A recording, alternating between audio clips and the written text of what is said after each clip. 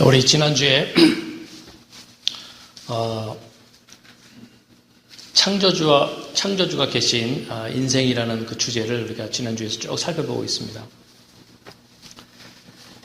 룻기서 1장을 살펴보았는데, 여러분 룻이 나오미가 모압 땅에서 자기 남편을 잃고 둘 다가 아주 기구한 운명 가운데 놓여져 있다는 것을 살펴봤어요. 그런 기구한 운명에 있다가 어떻게 그 삶이 회복되어져 가는지, 하나님이 이런 내용들을 통해서 우리에게 어떤 부분을 설명하려고 하시는지를 살펴보았습니다. 우리가 룻이나 나오미만큼 어떤 극단적인 기구한 상태에 놓여져 있지는 않을 것입니다. 그런데 다 이민살이라는 것이 쉽지가 않아요. 내가 생각했던 만큼의 결과들이 얻어진다 쉽지가 않습니다. 그러면 우리가 우리 주변에 보여지는 많은 사람들의 삶을 보면서 이민은 저렇게 살아가는 것이구나, 그냥 생존 하나 잘 정돈하면서 준비하면 살아가면 되는구나, 그런 관점으로 보고 살아가야 되느냐는, 하나님 우리에게 새로운 삶에 대한 시각을 자꾸 열어줍니다. 그래서 나오미나 룻의 가장 밑바닥이었던 삶 가운데 회복이 일어나게 되는데, 그 첫 번째가 어떻게 시작됐느냐? 하나님을 바라보는 것에서부터 시작되더라. 이것이 1장에서 핵심적으로 얘기했던 부분입니다. 나오미가 베들레헴 지역 이스라엘 땅에 살다가 왜 모압 땅으로 왔어요? 생존 때문에 갔습니다. 근데 모압 땅에다 다시 돌아오게 될 때 그 시작점이 뭐였냐면, 나오미의 시각 가운데 서서히 하나님에 대한 안목이 열리는 거예요. 하나님께서 이스라엘을 불쌍히 보시기 시작했구나라고 하면서 자기 현실의 삶을 하나님 안목으로 보는 눈이 열리게 됩니다. 이게 시작이었어요. 그 시작이 생각이 들어오고 생각이 행동을 낳아서 모압 땅에서 과감하게 다시 이스라엘로 돌아오려는 그런 결정을 하게 됩니다. 그리고 룻의 경우도 마찬가지입니다. 우리가 알다시피 룻이 모압 사람이에요. 젊어서 과부가 됐습니다. 무슨 소망이 있겠습니까? 근데 모압 땅이면 남을 것이냐, 아니면 어머니의 나라 낯선 땅 이스라엘로 들어갈 것이냐, 그 사이에서 이 룻이 결정한 것이 어머니 하나님이 내 하나님이 될 것입니다라는 아주 중요한 고백을 하면서 돌아가게 되는데, 이때 그 돌아가는 선택에 의해서 하나님이 룻의 인생 가운데 새로운 앞날, 새로운 미래를 준비했다는 것입니다. 여러분, 사람은 자기가 살아가는 삶의 주체가 나라고 생각하면서 살아갈 때가 많습니다. 왜냐하면 모든 것을 선택하고 결정하고 행동하는 주체가 나니까. 근데 실제로 가만히 성경을 연구해 보게 되면 우리가 아니라 그 배후에서 하나님이 모든 인생사를 섭리해 나가시고 끌고 나가신다는 것입니다. 이렇게 하나님이 은혜로 이끌어 나간다는 것을 히브리어로 헤세드라고 했어요. 하나님의 헤세드. 이것이 모든 개인의 삶 가운데 흘러 들어올 때 하나님의 회복이 일어난다, 이런 내용들을 우리 1장을 보면서 살펴보았습니다. 오늘은 조금 더 자세하게 어떻게 구체적으로 룻의 인생 가운데, 나오미 인생 가운데 하나님의 은혜가 시작되는가, 하나님의 은혜가 들어왔었을 때 개인의 삶 가운데 무슨 일이 일어나는가, 이 부분들을 좀 생각을 해보려고 합니다. 1979년도에 심리학자인 엘렌 링어, 미국 여자 심리학자인데 발음이 어렵습니다. 엘렌이라는 사람인데, 이분이 주로 연구했던 부분이 정신이 신체에 어떤 영향을 미치는가, 그걸 쭉 연구합니다. 그분이 이런 연구를 하다가 한번 실험을 합니다. 시계 거꾸로 돌리기 실험입니다. 어떤 실험을 했냐면, 약 70대, 80대 되시는 분들을 한 72명 정도를 모아서 한 시골 지역으로 데리고 가서 거기서 일주일 동안을 생활하게 됩니다. 시계 거꾸로 돌리기 실험인데, 어떤 실험을 했냐면 70대의 이분들을 전부 다 20년 뒤로 돌렸어요. 그러니까 1979년도에 이 실험을 했으니까 20년 뒤로 돌려서 1959년도의 삶을 당신들이 삽니다. 1959년도 이후에 20년 동안 살아왔던 삶의 모든 기억은 다 내려놓았어요. 다 기억하고, 그래서 실제 생활 환경의 모든 것들을 1959년도에 맞춰서 다 세팅을 해놓습니다. 그러면서 두 가지 숙제를 줍니다. 모든 생각을 의도적으로 나는 1959년도에 50대의 나이의 사람이야, 라고 생각하고 살아라는 것입니다. 그래서 영화를 보는 것도 영화도 1950년대에 유행했던 영화. 음악을 들어도 1950년대에 유행했던 음악을 쭉 듣게 합니다. 이게 첫 번째 숙제였어요. 그리고 두 번째 숙제는 청소하고 밥 먹고 하는 것들을 스스로 하라고 했습니다. 여러분 70대가 넘은 이분들이 거동이 불편해서 혼자 뭘 하기가 참 어려웠던 그런 상황이었는데 이걸 직접 하라고 했어요. 청소도 직접 하고 밥도 직접 하게 하고. 그러니까 노인들이 처음에는 불평을 합니다.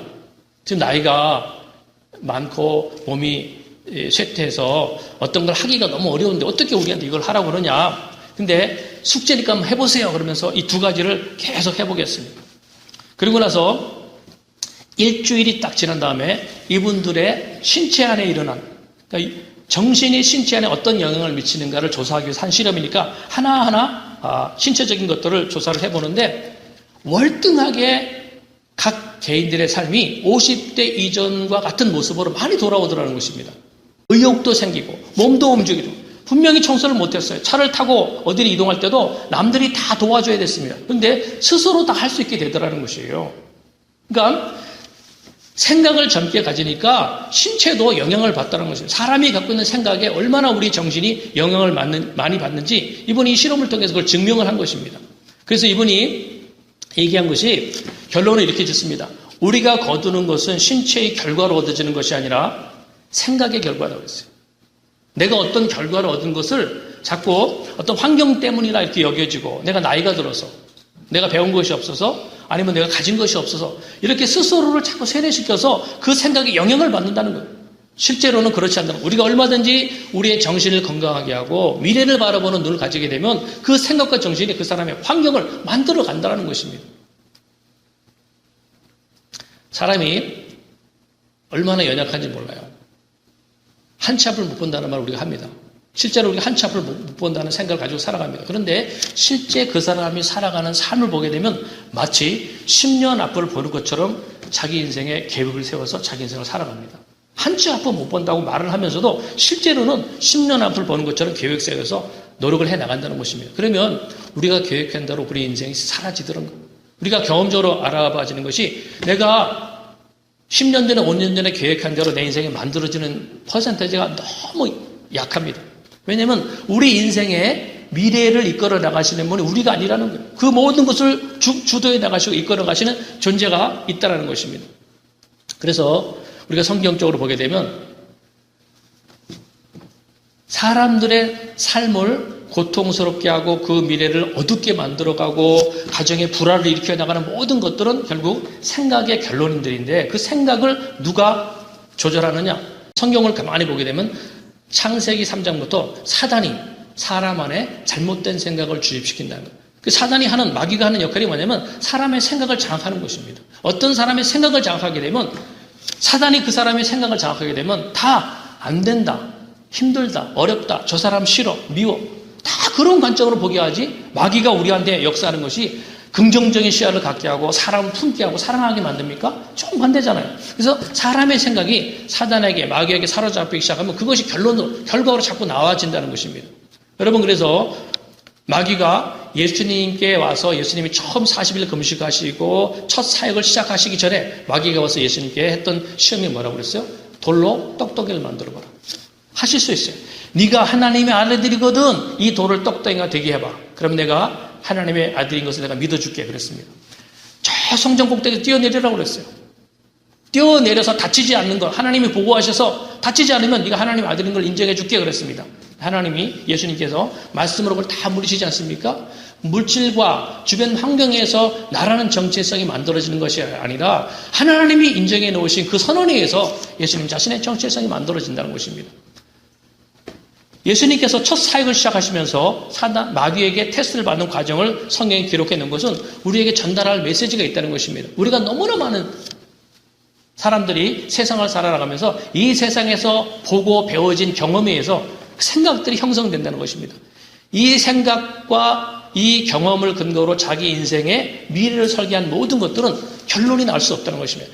세상의 모든 것의 창조력을 가지고 있는 것은 하나님 말씀밖에 없다고 그랬어요. 그래서 하나님이 창세기부터 혼돈과 무질서 속에 있는 세상을 뭘로? 말씀으로 창조하셨습니다. 그 말씀으로 창조하신 그분이 세상의 생각에 사로잡혀 있는 저희들 가운데 다시 오셔서 다시 말씀을 주시는 거예요. 예수님이 말씀에 근원하십니까? 그분이 오셔서 우리에게 내가 곧 길이요 진리요 생명이다. 나를 받아들이라. 내 말을 받아들이라. 그러면 그 사람 안에 이전과 다른, 경험과 다른, 세상에서 말하는 것과 다른 새로운 생각들이 우리에게 들어와서 새로운 비전과 가치관과 정치의 성을 가지고 자기 인생을 살아갈 것이다. 이렇게 강조를 해나가는 것입니다. 여러분 생각을 해보세요. 어떤 게 옳은가? 환경이 사람의 생각을 바꿉니까? 아니면 생각이 그 사람의 환경을 바꿉니까? 어떤 게 옳은 것 같아요? 존 맥설이라고 하는 아주 유명한 크리스찬 저술가가 있는데 이 사람이 생각의 법칙에서 이런 말을 했습니다. 사람들이 꿈을 이루지 못하는 이유는 생각을 바꾸지 않고 결과만 달라지기를 기대하고 있기 때문이다 그랬어요. 정말 많은 사람들이 그렇습니다. 자기 생각을 바꾸지 않은 상태에서 좋은 결과, 내 인생의 좋은 미래를 희망합니다. 그런데 그것은 아무리 신앙생활을 하고 있다 할지라도 이루어질 수 없는 거예요. 하나님을 믿고 우리가 말씀 묵상하고 기도하다 보면은 하나님 일으키시는 가장 먼저 일어나는 변화가 내 생각들을 바꾸는 작업들이 만들어지게 됩니다. 여러분 5년 뒤에 어떤 삶을 살 수 있을 것 같아요? 여러분 5년 뒤는 어떤 삶을 내가 살아갈 것 같습니까? 나의 5년 뒤, 여러분 가정의 5년 뒤는 어떤 모습의 가정을 꾸리고 있을 것 같습니까? 지금 내가 갖고 있는 생각으로 그 5년 뒤가 만들어져 간다는 것입니다. 그래서 우리가 주일마다 하나님의 말씀을 들으면서 해야 될 것들이 우리 속에 이미 들어와 있는 세상적으로 경험된 것, 세상에서 가르쳐진 그런 생각들을 하나님의 말씀으로 하나하나 씻어내는 작업들, 이것이 하나님의 성령께서 우리의 미래를 축복하시기 위해서 하시는 일들입니다. 말씀을 듣고 그냥 지나가는 것이 아니라 그 말씀을 통해 하나님 내게 뭘 말씀하시를 듣고 수정해 나가는 가정생활이나 168시간의 한 주간의 생활 속에서 공부한 학생들은 자기의 어떤 공부하는 틀, 모든 것들을 하나님이 말씀으로 가르쳐 주시는 것을 가지고 하나하나 수정해 나가라. 그러면 오늘 우리들이 살펴보고 있는 이 룻이나 나오미 인생처럼 완전 밑바닥이었다가도 그것이 다시 일어나진다는 것입니다. 하나님 지금 그것을 우리에게 설명하시려고 룻이나 나오미의 삶들을 이끌어와서 그 내용들을 설명하고 있습니다. 그래서 오늘 우리가 지난주에 이어서 2장을 보게 되는데 1장의 분위기는요. 뮤지컬 같으면 조금 어두운 분위기였어요. 다 망가졌죠. 다 빼앗겼죠. 가진 게 하나도 없었어요. 빈털터리가 된 룻과 나오미의 삶이 쭉 형성이 됐었는데 2장으로 딱 넘어오면서 환경이 완전히 바뀝니다. 모압에서 베들레헴 땅으로 환경도 바뀌잖아요. 그리고 돌아왔을 때의 그 시기가 성경에 보게 되면 이스라엘의 추수기였다 그랬습니다. 추수기에 돌아온 거예요. 여러분 이스라엘 지역에서 그 당시에 추수기는요. 축제 시간입니다. 1년 동안 열심히 농사 지은 것에 결과가 나오는 것이니까 온 사람들이 다 축제 분위기였습니다. 모든 사람이 다 축제 분위기인 그때에 룻과 나오미가 베들레헴 땅으로 왔는데 본인들의 삶은 축제가 아니에요. 봄이 아니었어요. 주변은 다 봄이고 축제였는데 자기네의 삶은 완전 빈털터리 상태에 놓여져 있었습니다. 그래서 오자마자 룻기서 1장 15절에 보니까 나오미가 뭐라고 그러냐면 주변 사람들이 나오미를 보면서 시선이 곱지가 않았잖아요. 조금 뭐 어떻게 잘 해보겠다고 떠났다가 완전 빈털터리 돼서 돌아왔네? 시선이 곱지 않았습니다. 자기가 사람들한테 뭐라고 그러냐면 나를 나오미라 부르지 말고 마라라 부르라고 그랬어요. 나오미라는 말은 기쁨의 뜻입니다. 즐거움이라는 말인데 자기 삶이 지금 즐거움이 없어요. 다 잃어버렸어요. 자기를 마라라 부르라. 마라는 쓴물을 상징하잖아요. 그 쓴 연못, 어떤 연못, 그 역사적인 배경을 갖고 있는 나를 마라라 부르라. 그럴 정도로 나오미의 삶이 완전히 바닥이 되어 있었습니다. 그런데 2장으로 딱 넘어오면서 그 나오미의 삶, 룻의 삶 가운데 새로운 변화가 만들어집니다. 우리가 초점을 가지고 봐야 될 것들이 어떤 사람의 삶이 새로운 회복으로 넘어갈 때 무슨 일들이 시작했는가? 하나님은 무슨 일들이 시작하셨고 그 개인의 삶 가운데는 어떤 변화들이 있었냐는 것입니다. 1절 말씀 보세요. 1절에 보니까 1절에 보면은 나오미의 남편 엘리멜렉의 친족으로 유력한 자가 있으니 그의 이름은 보아스더라 그랬습니다. 그러니까 나오미와 룻의 인생 가운데 새로운 어떤 한 사람이 등장합니다. 여러분, 항상 우리가 기억해 놔야 될 것들이 어떤 사람의 인생 가운데 하나님이 일으키시는 새 역사가 만들어질 때는 사람을 등장시키십니다. 아무것도 없이 빈털터리가 되어 있는 사람이 혼자 힘으로 일어날 수 없어요. 하나님의 은혜가 와야 되는데 그 하나님의 은혜라는 것은 사람을 보내심으로 사람을 통해서 하나님의 축복이 이어져 나가도록 하게 됩니다. 그래서 여기 보게 되면 보아스라는 사람이 룻이나 나오미의 인생 가운데 등장을 하게 돼요. 자, 이 보아스라는 사람이 굉장히 중요한 인물입니다. 보아스라는 사람의 그 이름의 뜻이 그 안에 힘이 있다 그런 뜻을 갖고 있습니다. 이거 설명이 약간 필요해서 스크린을 볼 텐데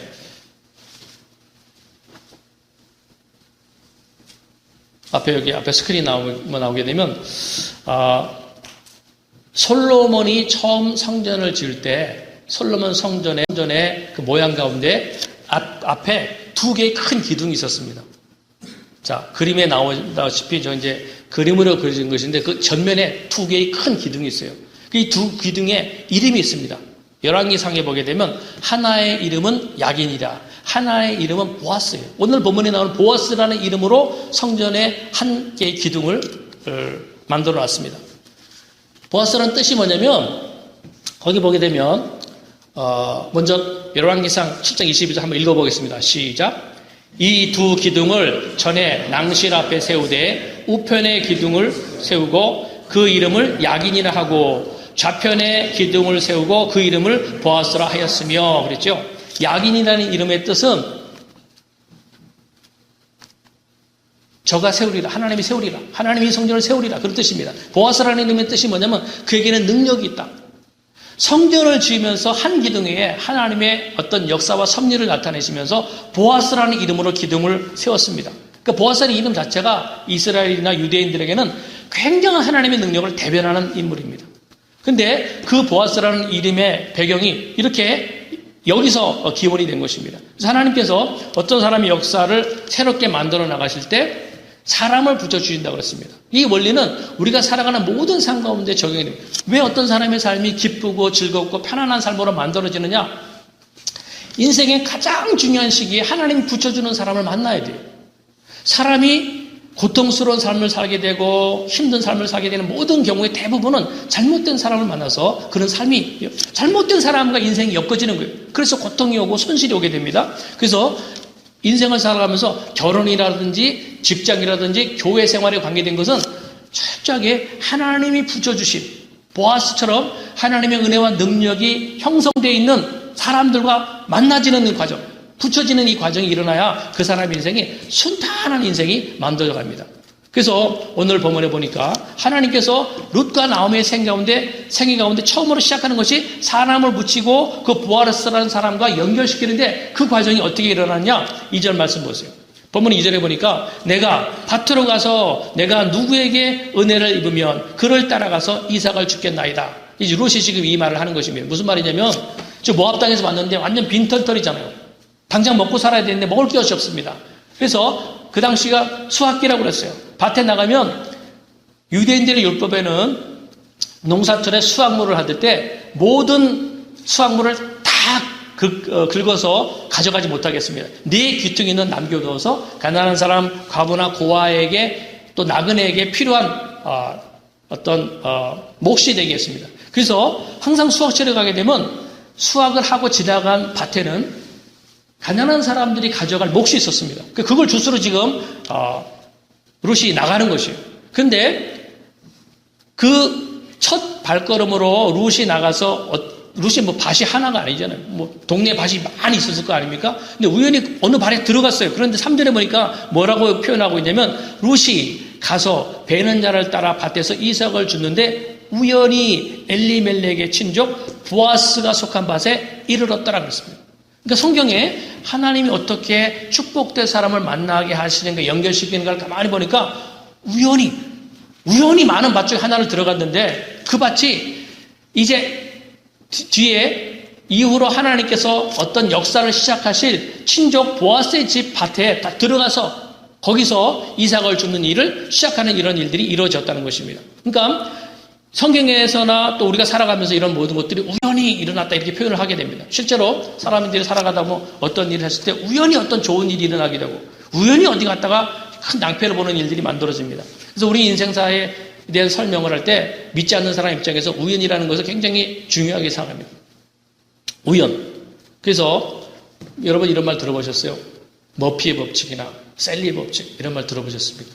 머피의 법칙은 많이 들어봤어요. 머피의 법칙은 뭡니까? 어떤 일이 이상하게 생각대로 안 되고 내가 생각하고 다 꼬이는 것입니다. 예를 들면 내가 세차 나왔는데 그 다음날 비가 와버려요. 이런 경험 없어요? 일하다가 잠깐 쉬려고 틈을 비웠는데 그때 사장님이 딱 빈자리에 나타납니다.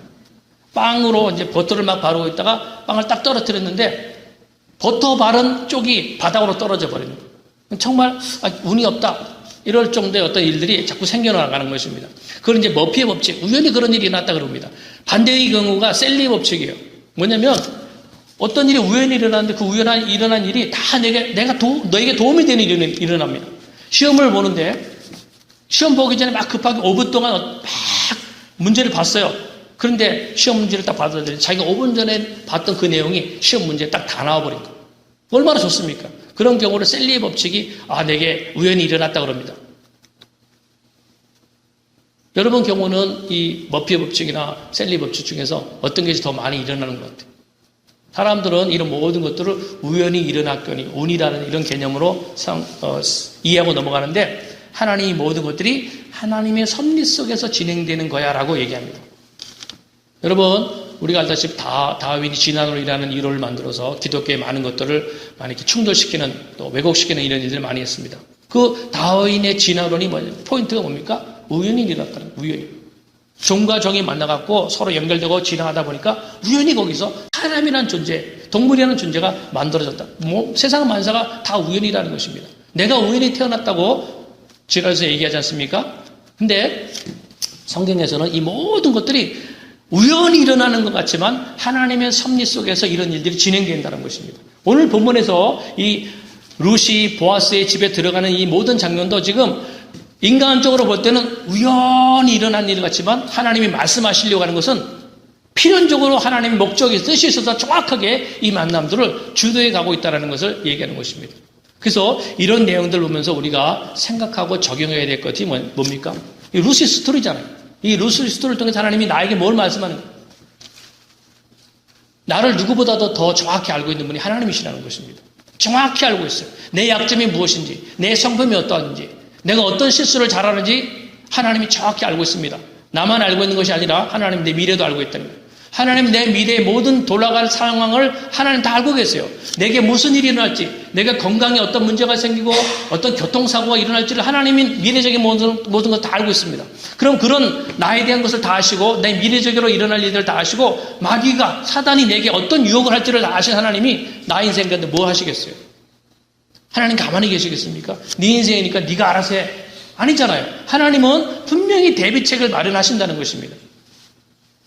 그래서 하나님이 마련하신 대비책이 도울 수 있는 도울자를 하나하나 때에 맞춰서 붙여가기 시작한다는 것입니다. 그래서 여기 룻기서 2장 4절에 뭐라고 표현되어 있냐면 마침 룻이 보아스의 밭에 가서 이삭을 줍고 있었습니다. 그런데 마침 보아스가 베들레헴에서부터 와서 베는 자들에게 이르되 여호와께서 너희와 함께 하시기를 원하노라 하니 그들이 대답하되 여호와께서 당신에게 복 주시기를 원하나이다 하니라 그랬어요.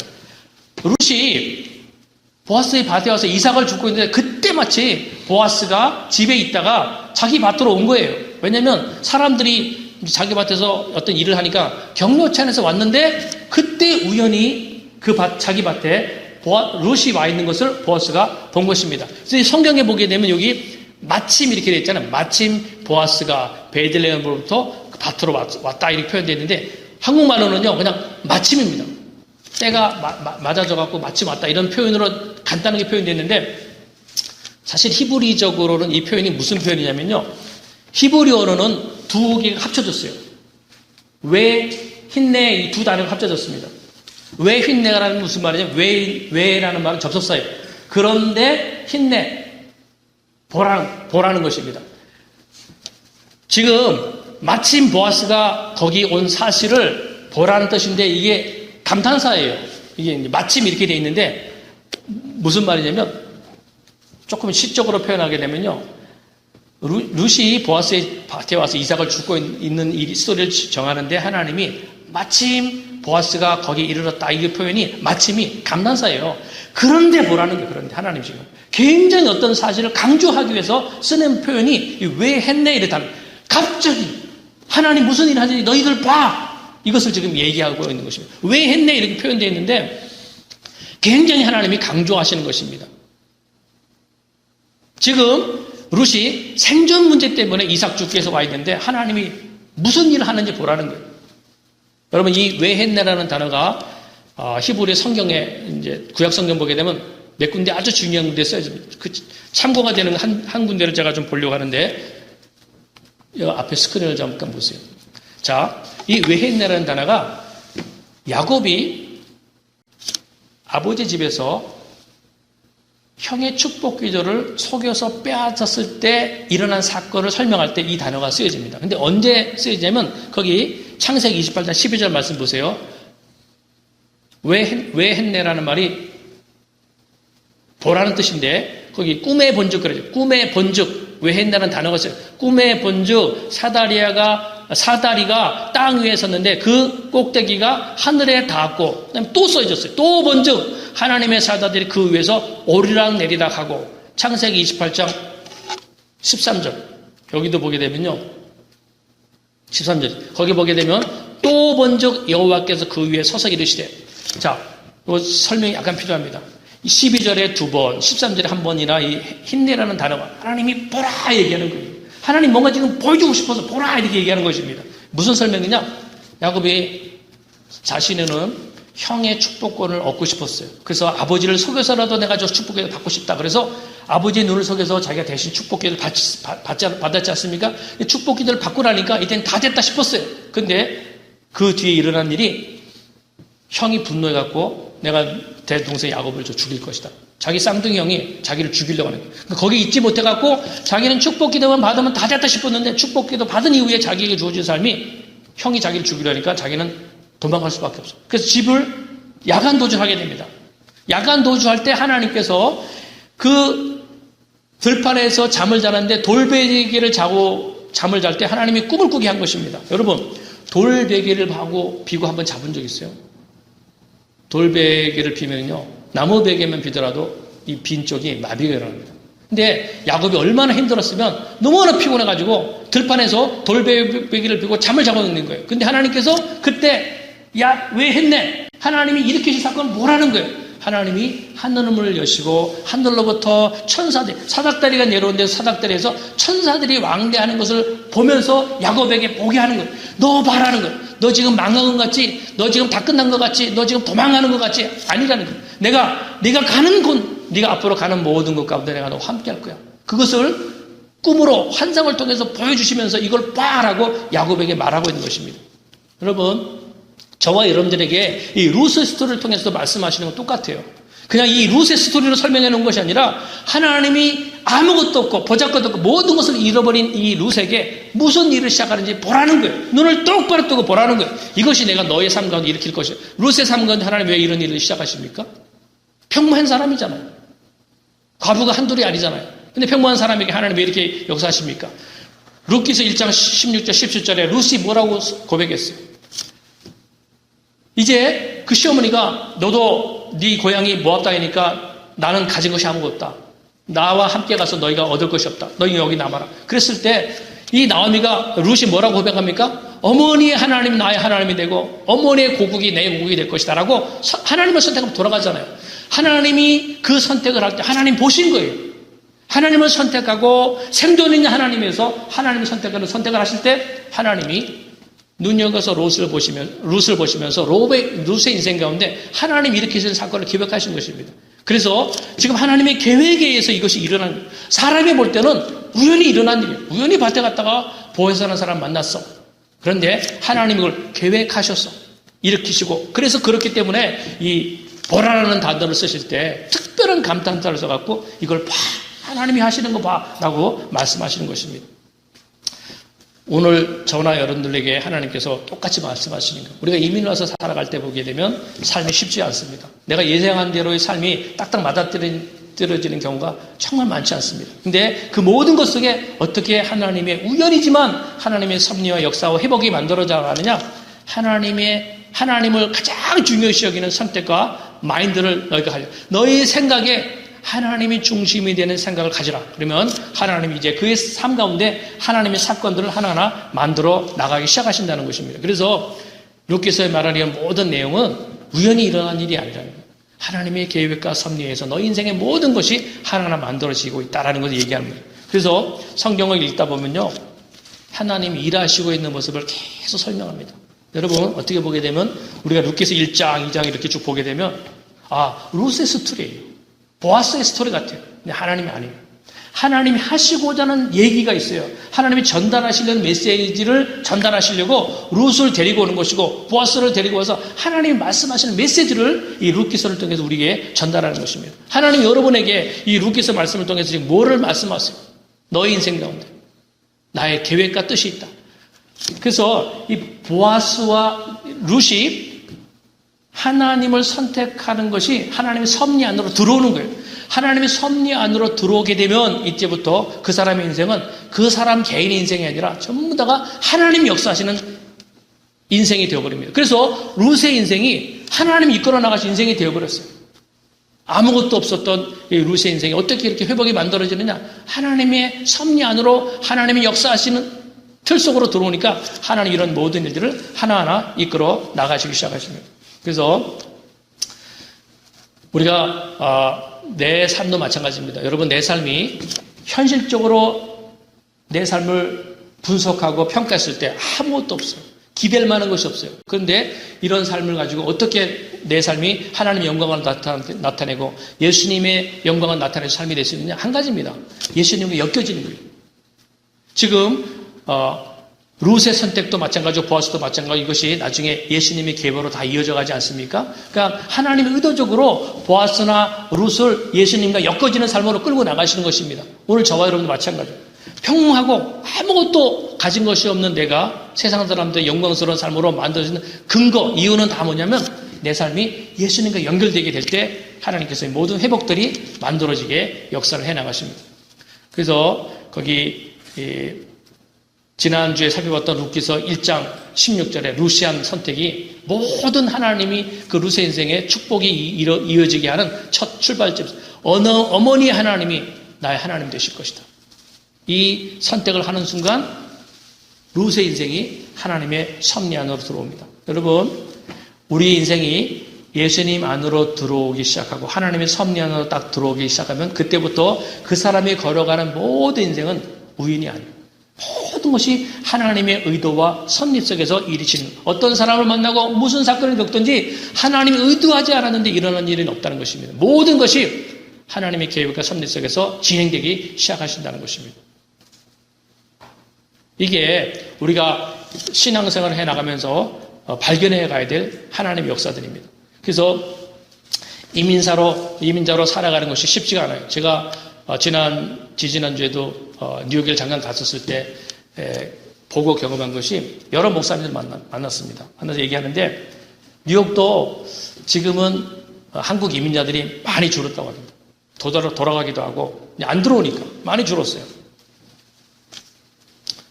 뉴욕은 넓으니까 한국 사람들이 모여 사는 지역들이 이렇게 군데군데 많습니다. 한 지역이 한 2만 명, 3만 명이 이렇게 공동체를 유지하면서 살아가는데 한 10년 지나면 그 지역으로 이제 히스패닉이나 흑인들이 들어오기 시작하면요.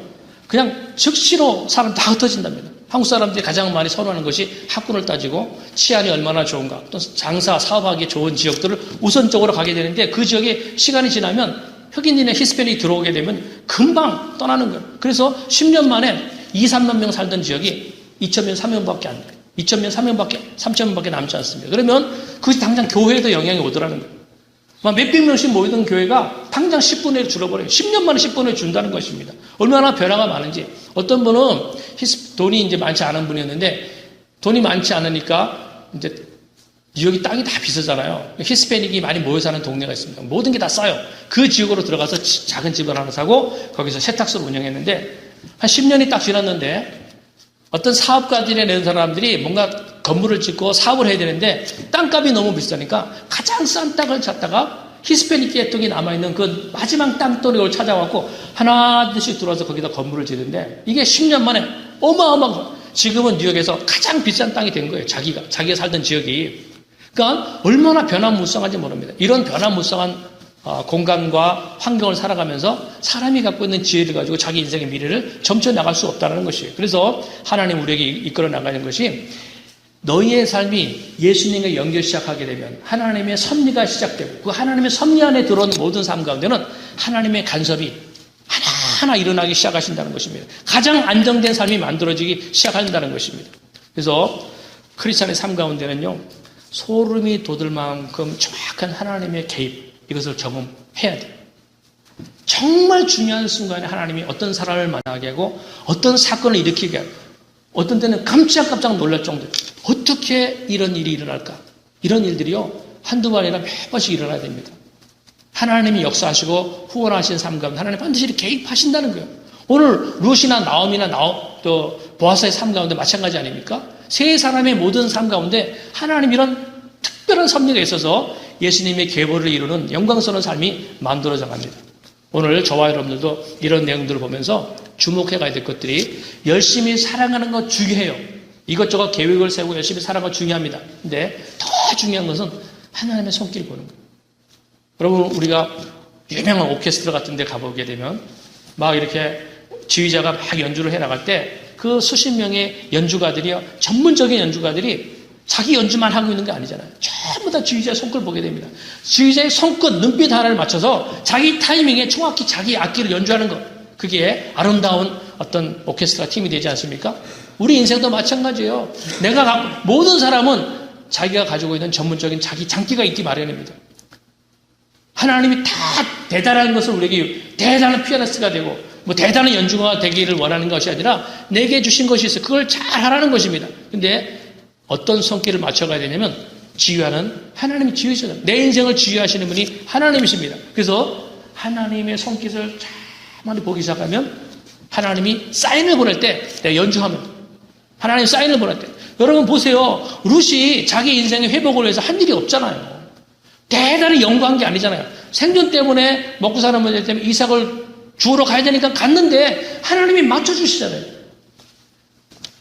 룻의 마음 가운데 이런 하나님의 손길을 느끼게 하는 모든 것들이 어디서 나오냐면 룻이 하나님을 선택할 때 하나님의 헤세드, 은혜가 룻의 마음과 생각들을 감동해 나가기 시작하십니다. 그래서 하나님 우리에게 강조해 나가는 것이 너희 인생 가운데 가장 중요한 분이 하나님 되기에 날마다 주야로 말씀 묵상하면서 하나님 중심적인 분이 되게 해. 그러면 너희 인생 가운데 타이밍을 놓지 않는 삶이 오게 될 거야 라는 것을 강조해 나가십니다.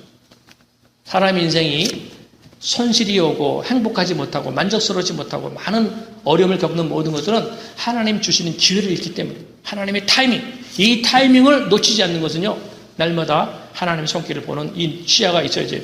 그래서 성도의 모든 삶을 항상 기억해 놓으세요. 지금보다 나중이 좋은 것입니다. 라고 생각해요. 예수 믿었는데 지금보다 나중에 끝이 더 안 좋다 그러면 우리가 뭐하러 하나님 믿을까? 생각을 해보세요. 내가 하나님 믿는데 내가 앞으로 5년이 지나고 10년이 지났는데 그 미래가 지금보다 더 나아, 내 과거보다 더 나을 것이라는 확신이 있는 거, 확신을 주는 거, 이건 신앙생활 아닙니까? 성경을 가만히 보세요. 창세기에 나오는 4명의 족장, 아브라함, 이삭, 야곱, 요셉을 통해서 하나님의 구원사를 만들어 나갑니다. 이 4사람의 인생을 가만히 보세요. 나중이 더 좋았던 사람. 모든 사람의 특징이 이 4사람은 끝이 더 좋았습니다. 하나님이 이끌어 나가신 구속사가 완성시켜 나가신 뭐냐? 지금보다 과거보다 끝이 더 좋은. 이렇게 우리를 이끌어 나가십니다. 그래서 이것을 이루는 방법이 뭐냐? 다른 게 아니에요. 막 내가 밤잠 안 자고 열심히 일한다고 해서 좋은 이민의 어떤 결론이 와지는 것이 아니라 하나님 말씀하신 거죠. 아주 명백합니다. 날마다 하나님 주목하기 위해서 예배와 기도와 말씀에 주목하라. 하나님이 성경 어디를 펴도 강조해 나가시는 부분들입니다. 그래서 오늘도 우리가 다시 한번 자기 자신의 삶 가운데 하나님, 나에게 하나님을 경외하는 마음을 허락해 주십시오. 겸손함을 허락해 주십시오. 여기 이 룻의 내면 안에 일어나는 것들이 이것입니다. 하나님 경외하는 마음이 하나 만들어지고 사람을 높이는 건 잘 낮추잖아요. 여기요 이 보아스가 룻을 만나면서 룻을 주목하게 될 때도 그냥 여러 여자들 중에 하나였어요. 근데 이 보아스가 룻을 주목할 때 룻에게 나왔던 좋은 소문들을 듣고 룻을 주목하기 시작합니다. 그래서 사람에게 하나님의 복이 임할 때는요, 주변 사람들로부터 나를 보면서 감동이 일어나야 돼요. 여러분, 내게 어떤 좋은 직장을 연결시킬 때 사람을 통해서 연결이 온다고 그랬습니다. 그러면 하나님이 주시는 모든 사람을 동원한다고 그러는데 누가 나를 추천할 것이에요? 누가 나를 추천합니까? 나의 삶을 보면서 어떤 감동적인 것을 경험한 사람이 나를 추천하게 되어 있습니다. 그래서 여기 룻의 삶을 그 주변 사람들이 보면서 표현해 놨던 부분들 보게 되면요. 여기 룻기서 2장 10절인가요?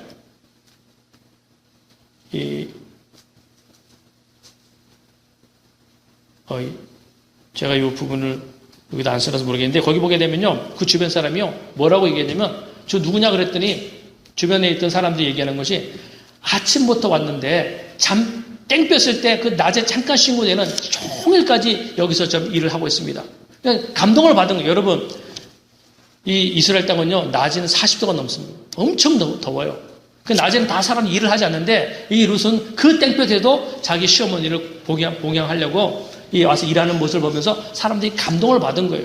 그리고 마을 사람들이 이 룻이 그 늙은 시어머니에 어떻게 행동했던 것들을 다 소문을 알려줬습니다. 나중에 보아스가 누군지는 몰랐지만 그 사람이 룻이라는 것을 현장에서 보고 주목하기 시작해서 도울 길들을 하나하나 만들어져 나가는 것입니다.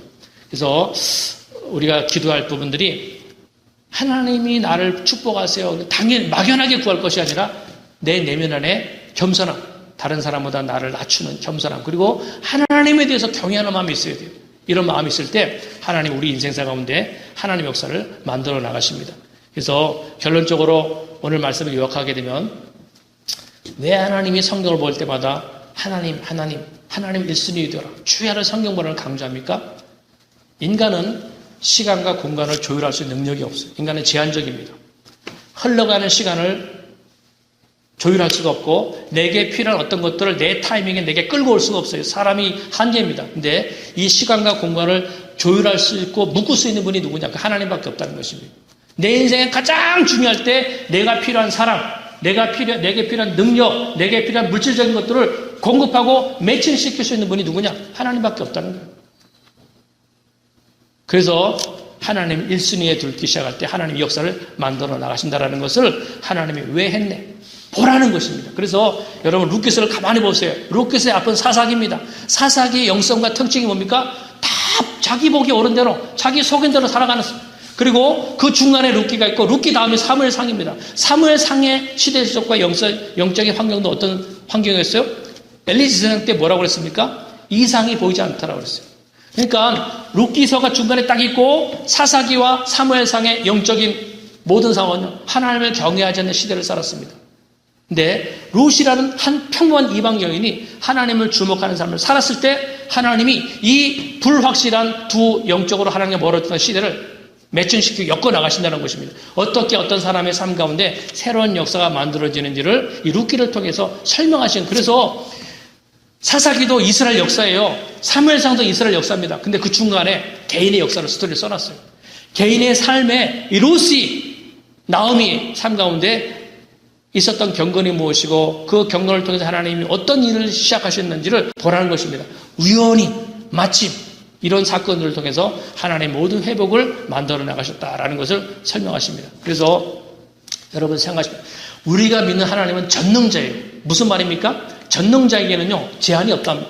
내가 뭘 하는데 내 인생의 미래를 만들어 나가는데 내가 무슨 대단한 것이 필요한 것이 아닙니다. 생각을 해보세요. 여러분, 김치찌개 만드는 거 생각을 해보세요. 김치찌개를 만들 때는 분명히 김치와 신김치와 뭐 양파와 감자와 고추장과 뭐 참기름과 여러 가지가 있어야 됩니다. 그러면 거기에 신김치, 양파 깎은 거, 감자, 뭐 참기름 뭐 다 준비해놓고 그릇에다 넣었다.